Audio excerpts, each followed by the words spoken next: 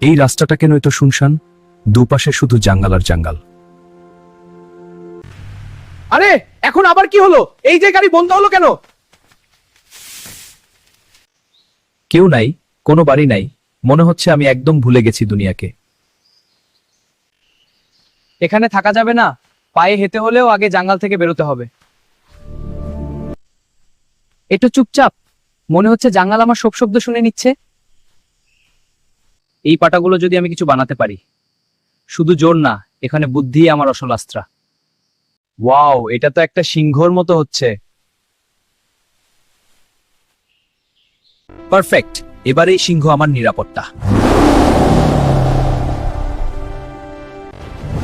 এখানে সিংহ এসেছে, চলো দূরে চলে যাই। সবচেয়ে বড় শক্তি হলো বুদ্ধি।